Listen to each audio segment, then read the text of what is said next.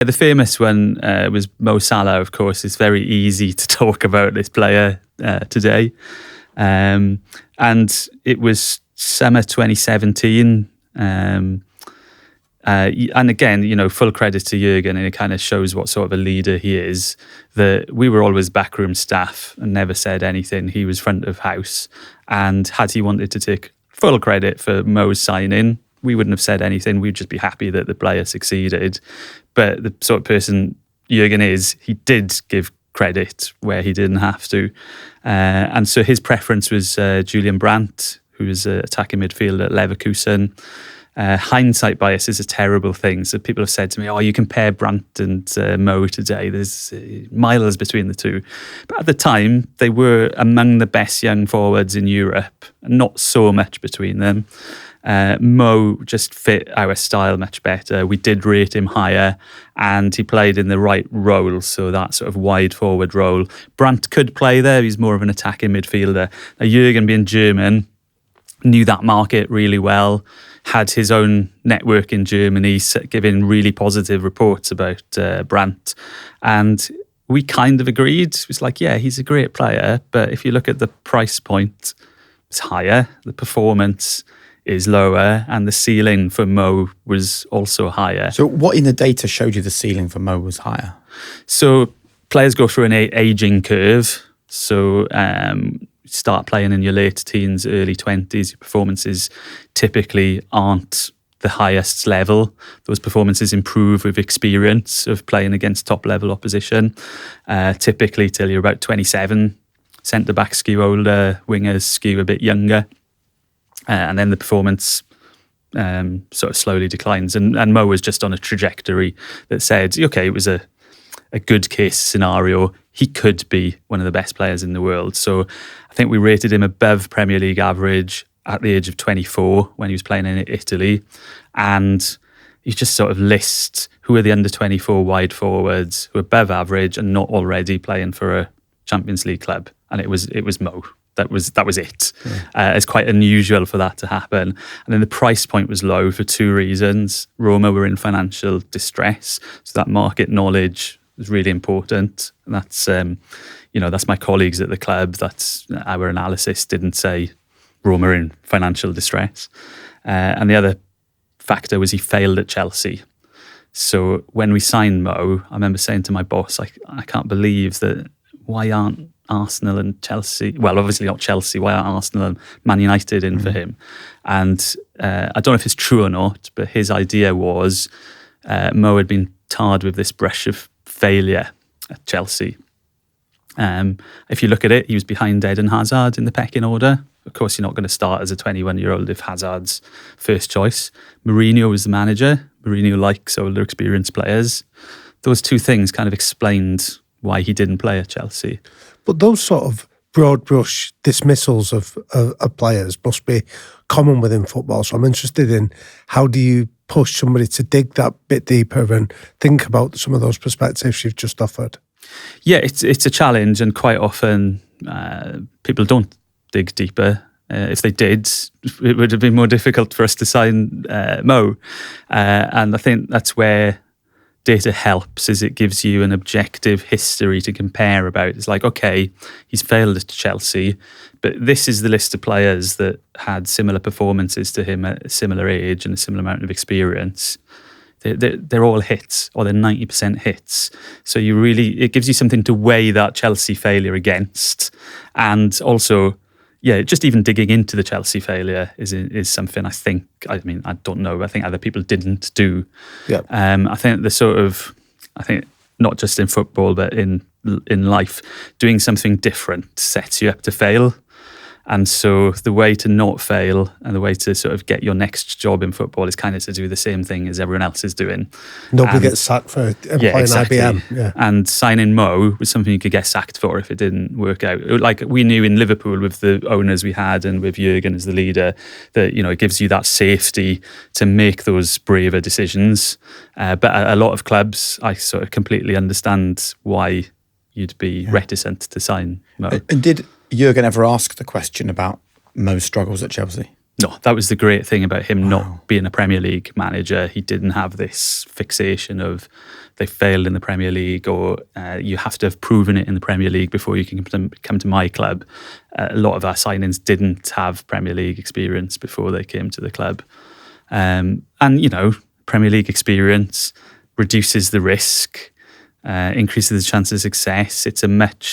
There's much less variance in the performance, but that comes at price. And so our question was, is that extra price worth paying? 40% premium, same player, Premier League experience or no Premier League experience. Is that right? So we'd spoken about the fact that, the data was telling you that Mo actually would be a great player, and the job was to forget the history at Chelsea and the other things. Would you take us into the room where the conversation was had about Mo Salah, the data you presented, and the reaction particularly from Jurgen, who was, until that point, still thinking that Brandt is the guy? So the data never made it into the presentation because that's not Jurgen's style of thinking or style of learning. So he's aware of what we do, and the fact that data analysis is a big contribution to which names are on the shortlist. So typically what would happen is, a 20 or a 30 minute video reel of the players on the shortlist. And who'd be in this meeting? So that would be the sporting director, Jurgen, maybe the head of recruitment or the chief scout. I was very rarely in those meetings. I hate to say I wasn't in the Mo meeting, for example. But the data would have informed the sort of clips that were shown, strengths and weaknesses and so on. But those clips would come with a voiceover to say, Jurgen, you don't know this player in detail, so let me explain to you who this player is and why we think he's a good And who would do that voiceover? That would be Michael Edwards, who is the sporting director and my boss. And so, over the clips, it was like, this is the role he plays for Roma. He'd be a slightly different role for Liverpool, but you can see how the things he does at Roma would translate very easily to Liverpool. This is his history. This is who he is as a player. Jurgen's someone who loves a story of adversity. So the fact that Mo had failed, that was a positive to Jurgen when it would be a negative to lots of managers. And it's like, he's gone to do this in Italy after a terrible experience at Chelsea. So you can paint that failure in a positive way to say, he's got some grittiness, it's some determination to succeed. And the same would happen for Brandt. And we were positive on Brandt. It would be a good signing, just not the ideal signing. And Jurgen had the final decision. So Jurgen saw players in a similar way to data, so it was rare we'd have big disagreements on who's a good player or not, and a similar way to scouting. So usually only good things could come from that conversation. If we'd have signed Brandt, I think it would have been a good signing for Liverpool, just not a great signing, but we wouldn't have been sort of incredibly we'd have been unhappy at missing out on Mo, but it was like, this is not a mistake for the club, this is a good signing for the club. And really, it's down to Jurgen. Like, we sort of paint an honest picture of these players. This one was a case where Mo was clearly the number one, and this is our honest picture that he's number one. It also helped it was the second transfer window, because that first transfer window had been successful, signed Mane, Wijnaldum. There was one other, Matip, of course, that came to the club. So having been through that process once, Jurgen trusted what he was seeing, that it wasn't, selected highlights to try and put a false view. We weren't putting a false negative view on Brandt. We weren't putting a false positive view on Mo. So that helped. He already had some trust and said, again, the leadership to say, you know what, I was wrong. You've convinced me, let's do it. And at what stage then would you get from, so you narrow it down now, you're looking at Mo Salah, you've got Jurgen Klopp on board with it. Where does the sort of psychological profiling then take place, where you'd go, understanding how that failure from Chelsea was processed and what sort of character he was in adversity? Yeah. Where would that happen? Yeah, there's not so much science and data behind that, but we had staff in the scouting department and also Michael would pay a lot of attention to that psychological side, because Jurgen put a lot of weight on character, like the makeup of personalities in the squad. He liked fighters. Well, I was going to say he liked winners. He didn't like winners. He liked fighters that would sort of give their all to win, whether they won or lost would be secondary to the attitudes that you bring. And that comes from, using your network. Yeah. Sometimes, someone who knows the player. But it's all very, it's not systematic and it's not data driven. But then that's a really interesting point, that around he liked fighters. Could you find data that would validate whether somebody was a fighter or not? It's hard because you can say, well, okay, when the team's 1-0 down, this player's performances are better, but to say, is that repeatable? And is that because he's a fighter? And if he was a fighter, maybe they wouldn't have gone 1-0 down in the first place. Right. So, the data certainly paints a picture and you can put a narrative behind it, but you have to be very careful about hygiene to say, this is what the data says. To assign a psychological narrative to that is dangerous. But was there any character points, though, where you felt the data gave you a clear line of sight from a certain characteristic that a manager might like, and you could say, well, this evidence gives us some pretty robust data that is exactly who he is? Yeah, I think, again, it's like some data can suggest those things, like availability, for example, of being fit, well, this physically robust, but mentally robust is part of that as well. Sure. And we can do analysis on this to say, this guy for availability is 90th percentile. In big games, this player always performs to his level or above his level and not below his level. And you could interpret that. I'm not a psychologist, so I can't give an explicit answer because I don't know if it's valid or not to say, it's because he's a fighter, it's because he's got a great character. But the reason I ask Ian is that I'm reminded, as you're talking about some of these character traits, that one of Alex Ferguson's great demands of his players was, he said, I want players that are courageous, and in his definition is the guy that's demanding the ball when we're getting beat 1-0 rather than the guy that wants it only when we're 3-0 up and coasting. So there must be some data that would give you evidence of courage, for example. Yeah, so I mean, a good example of that, so, involvement, if your involvement is low, that kind of says you're not on the ball. Now, there might be, if you're on a low possession team, you need to adjust for these things and do a rigorous analysis of it.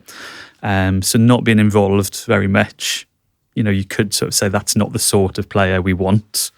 The courageous point is something that the analysis can point to. So I talk in the book about pass completion percentages. Yep. And if you make an easy pass back to the goalkeeper, your completion percentage is going to be high. And again, Jurgen liked the risk-taking players, might have a much lower pass completion percentage. If you're trying a difficult pass that's going to break a line or going to create a chance, of course it's going to be less likely to succeed. The question is, are you outperforming if you're making those passes 6 times out of 10, whereas our current player only makes them 5 times out of 10? Your 6 out of 10 is better than my 10 out of 10, which is all back to the goalkeeper. And so that sort of that speaks somewhat to bravery on the ball. Yep. You're not going to draw me on tying it directly to psychology, but it all paints a picture. I want to talk to you about Virgil van Dijk because, I believe Fenway Sports Group have done an incredible job at Liverpool. And actually, if people read your book, there are so many plaudits and praises from you to them. I mean, the fact that in the early days with Brendan Rodgers, where he didn't quite see eye to eye with the stats department, it would have been an easy decision for them to stop spending the money, right? Sack you all, shut it down and work in a much more linear way. But they also want value for money, right? They're smart investors. So when you go to them and you say, we've seen a defender, his name's Virgil van Dijk, he's going to be the most expensive defender that anyone has ever bought on the planet. I imagine as an owner, that's when they go, whoa, hold on, right, now we really need to be convinced. So I'd love to know the inside story of how Virgil van Dijk became a world record transfer for Liverpool. he's now been surpassed by a couple of more expensive ones, but it was definitely not in the Fenway playbook to break the world transfer record for Van Dijk. And then 6 months later, we broke the goalkeeper transfer record before Chelsea smashed it, signing Kepa a few weeks later. So going back to that 17-18 season, we had like the classic Liverpool forward line of Salah, Firmino, Mane. I had Coutinho pulling the strings in midfield, like the player I absolutely love. The creative force of the team. He was a player that took too many shots from distance from my liking, but we can forgive him that. And I think I mentioned earlier on, we rated ourselves as top 5 attack in the world, top 20 defence in the world. Those 4 players didn't start together very often because against a big team, that is a very attack-loaded team, even for a manager with an adventurous style like Jurgen was. And so it was clear we knew the next thing to do was rebuild the defence, and we were lucky in some ways. I say lucky, let's say took advantage of an opportunity that might not have arisen. PSG signed Neymar from Barcelona, and Barcelona didn't think they were going to do that because he had a stupid release clause.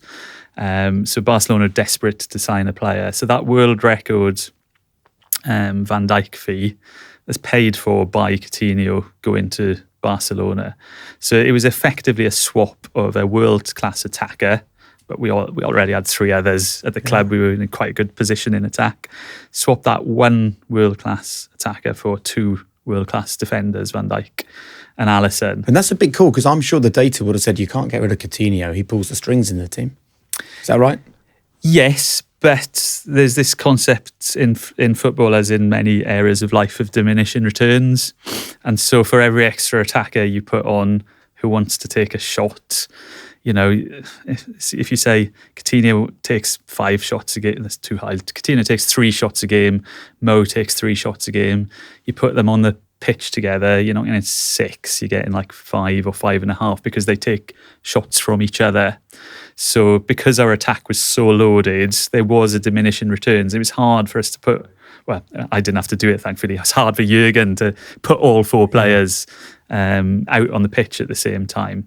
Whereas, it was the opposite of diminishing returns. Like, great defender. See, even that is so interesting, because you see teams struggling to win a game in the 93rd minute and they put 2 more strikers on. They suddenly got 7 attacking players on the pitch.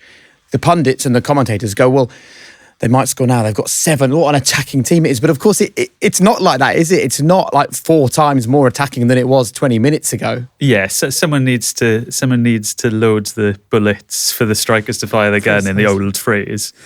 Sorry, carry on. So the question becomes: here's this opportunity. We wanted to strengthen the defence anyway, and Fenway would have spent to strengthen that defence. But now a whole sort of supermarket of options opens up to us that might not have. Fenway were always very happy to invest in the team. Any transfer profits that were made, happy to invest that back in the team. And here was a large amount of money, and it's literally because at the time, one of the biggest advantages of having Jurgen at the club was players loved him, they loved his football, they wanted to play for him. So convincing a player of the idea of coming to Liverpool, it was easy when Jurgen was in charge. So you see this guy with the big smile, that's why you're going to come to Liverpool, right? And it was literally like, who do you want? That being said, it's still hard to take players from other big Champions League teams. They don't want to sell to a competitor. Wages are typically a lot higher than non-Champions League teams. Virgil helped that he'd played brilliantly against Liverpool in the past, but he was the best under 27 defender outside a Champions League team. I think you put the Champions League teams in, he drops to like number 2 or number 3.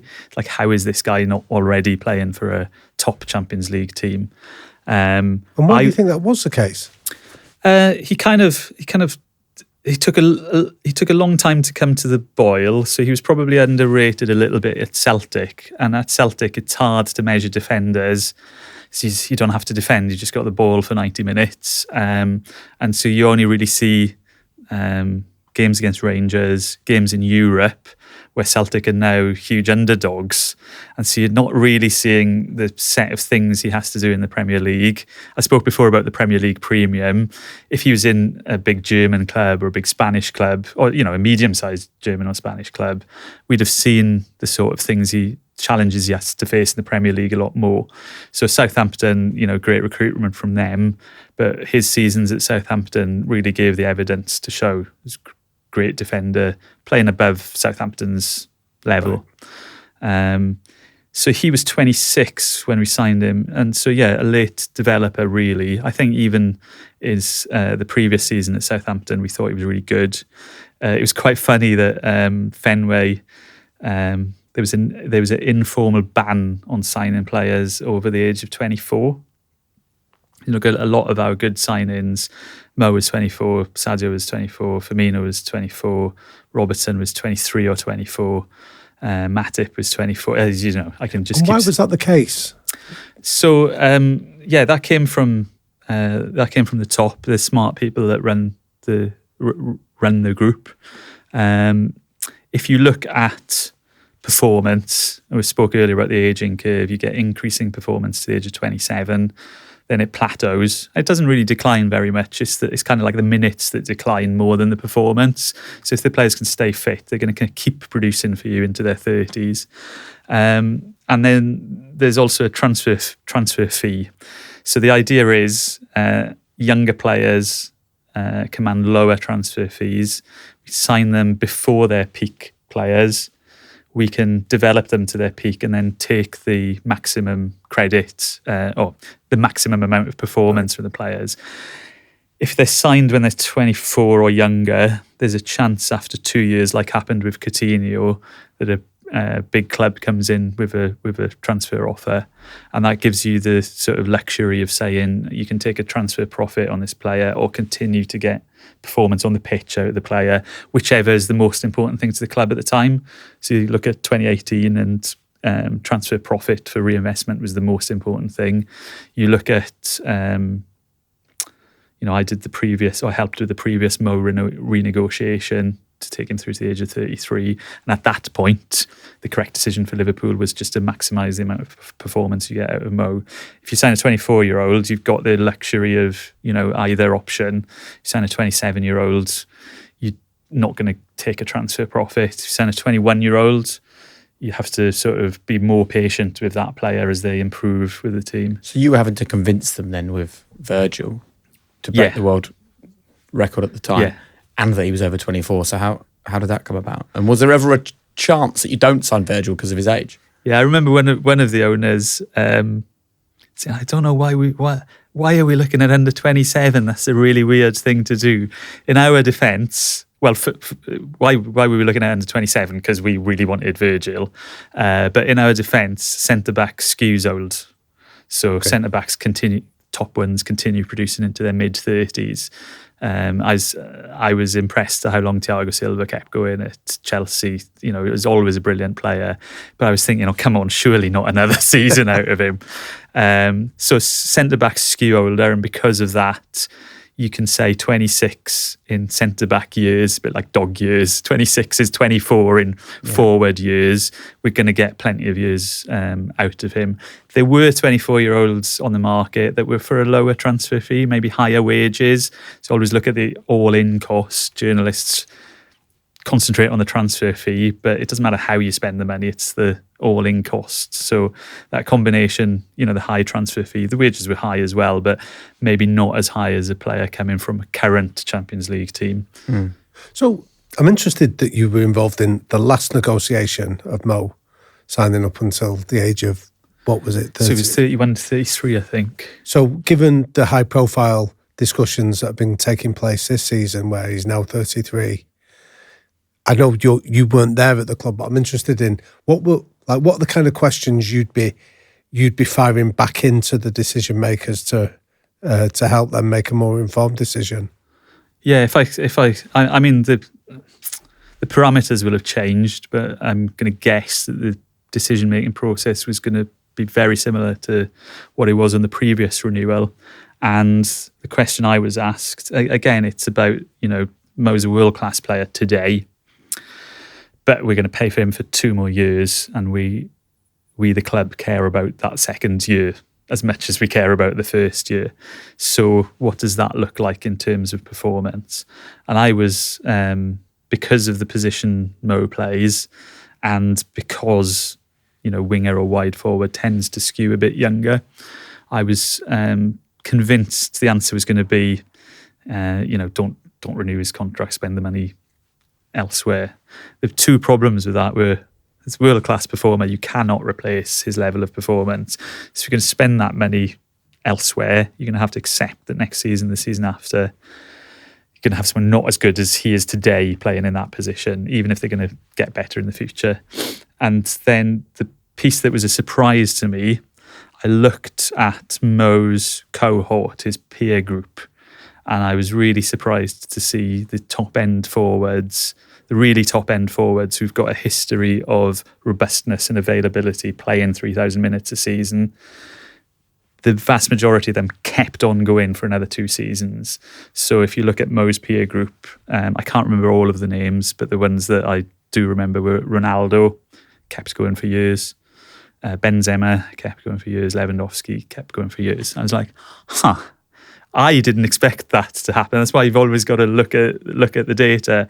And I remember doing this analysis and sending the email off saying, like, I really didn't expect to find this, but I'm kind of saying it's not a bad idea to extend him. I'd been sort of indoctrinated into this. Young players develop them.